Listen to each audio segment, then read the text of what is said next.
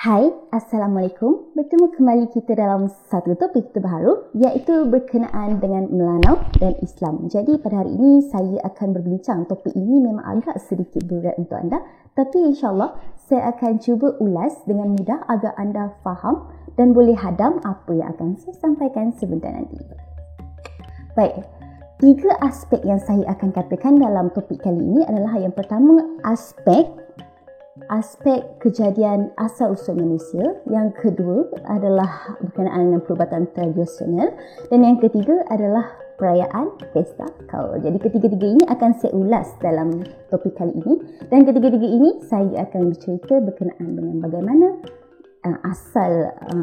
asal ataupun mengikut kepercayaan Melanau itu sendiri dan rasional kepercayaan itu dalam Islam. Okey.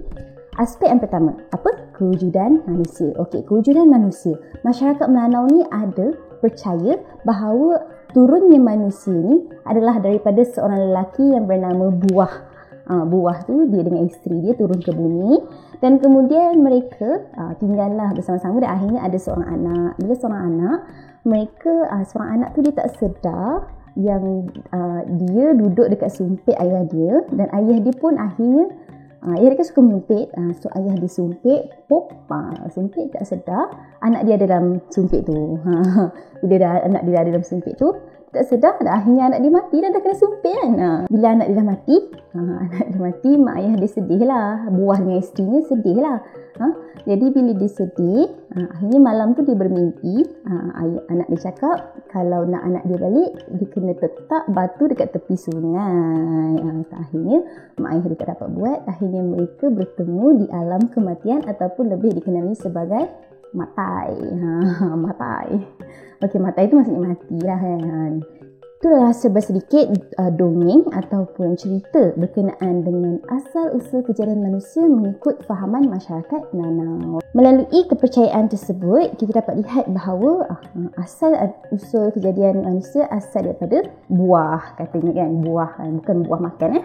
Okey, yang kedua adalah aspek perubatan tradisional. Okey, perubatan tradisional dalam masyarakat Melanau ni, mereka menggunakan perkhidmatan dukun ataupun bomoh. Mereka akan panggil lah dukun, bomoh tu datang, tolong. Contoh kan, kalau ada budak ni tak berhenti menangis, macam dalam Ahmad Albab. Ahmad Albab dia pakai dukun pun tak berkesan kan. Akhirnya dia ketuk pintu je, tek, tok macam tu kan. Anak dia tu tiba berhenti menangis kan. Tu untuk Ahmad Albab lah. Okey, tiba terselit pula. Okey, jadi macam dalam kepercayaan masyarakat Melanau, mereka menggunakan perkhidmatan bayuh ataupun dukun, dan dukun ni dia membantulah orang masyarakat ni. Contoh, mereka akan menggunakan kaedah pengasapan, dikenali sebagai pengasapan, yang mana mereka menggunakan arang, sabut kelapa dan kemenyan, dan mereka akan asapkan. Asapkan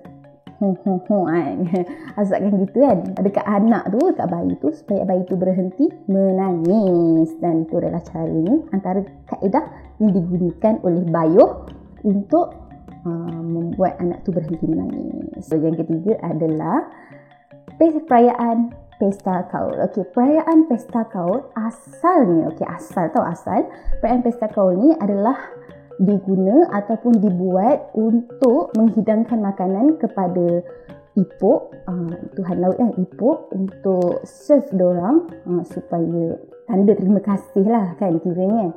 Jadi untuk para nelayan ni lah terutamanya, mereka dapat hasil, dapat rezeki dari laut. Jadi itu adalah cara mereka berterima kasih. Mereka bagilah makanan dekat ipok ni.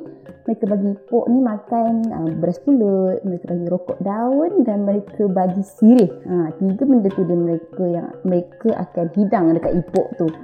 Jadi dekat situ mereka tu adalah asal bagaimana perayaan pesta kaul dijalankan. Kemudian mereka akan berkumpul ramai-ramai lah dekat situ. Okey, melalui ketiga-tiga aspek tu, iaitu wujudan manusia, perubatan tradisional dan perayaan pesta kaul. Okey, ketiga-tiga ni dalam Islam, ada setengah poin ataupun setengah perkara yang mana sangat bertentangan dengan agama Islam. Contoh yang pertama, kepercayaan ataupun kewujudan asal-usul kejadian manusia. Apa sebenarnya manusia pertama yang diturunkan ke bumi? Sebagaimana yang kita tahu, siapa? Nabi Adam alaihi salam. Dalilnya dalam surah Al-Baqarah ayat 30 iaitu yang berbunyi A'udzubillahi minasyaitonirrajim wa idh qala rabbuka lil malaikati inni ja'ilun fil ardi khalifah qalu ataj'alu fiha man yufsidu fiha wa yasfiku ad-dima' wa nahnu nusabbihu bihamdika wa nuqaddisu lak qala inni a'lamu ma la ta'lamun. Surah Najm. Okey, ayat ni dia bermaksud, ingatlah ketika Tuhanmu berfirman kepada para malaikat, sesungguhnya aku hendak menjadikan seorang khalifah di muka bumi. Mereka berkata, mengapa engkau hendak menjadikan khalifah di bumi itu orang yang akan membuat kerosakan padanya dan menumpahkan darah? Padahal kami sentiasa bertasbih dengan memuji engkau dan menyucikan engkau. Tuhan berfirman, sesungguhnya aku mengetahui apa yang kamu tidak ketahui. Jadi melalui ayat ini kita dapat lihat bahawa Nabi Adam adalah merupakan manusia ataupun makhluk yang berupa manusia yang pertama turun ke bumi dan dijadikan khalifah oleh Allah Subhanahu Wa Taala. Jadi apa yang saya cakap tadi yang pertama berkenaan dengan buah tadi itu adalah bertentangan dengan kepercayaan Islam sama sekali. Jadi kita percaya bahawa Nabi Adam AS adalah merupakan manusia pertama yang turun di muka bumi dan bukannya manusia yang bernama buah. Okey, yang kedua kita lihat. Okey, kedua adalah perubatan tradisional. Okey, perubatan tradisional menggunakan perkhidmatan bayuh. Okey, perkhidmatan bayuh ni adalah diibaratkan kita seperti berjumpa seorang bomoh ataupun dukun. Dalam Islam sendiri memang agak melarang perbuatan berjumpa dukun ni, melarang dan haram di sisi Islam, di mana dalam hadis Muslim yang menyatakan barang siapa yang berjumpa bomoh ataupun tukang rahman, maka Allah tidak akan menerima solatnya selama 40 malam. Okey, jadi dekat situ kita dapat lihat bahawa Allah sangat menegah perbuatan berjumpa dengan bomoh ni. Jadi dekat situ sebagai masyarakat Melanau kita harus, mungkin masih ada masyarakat yang berjumpa bomoh sekarang, tapi kalau boleh kita tinggalkan perkara yang dilarang oleh Allah dan kita kembali ke jalan yang benar dan kita gunalah Al-Quran sebagai penawar dan bolehlah kita baca ayat-ayat dalam Al-Quran itu sebagai asyifa ataupun penawar. Dan yang ketiga, perayaan Pesta Kaul. Okey, saya tak katakan perayaan Pesta Kaul itu salah kesemuanya, bukan.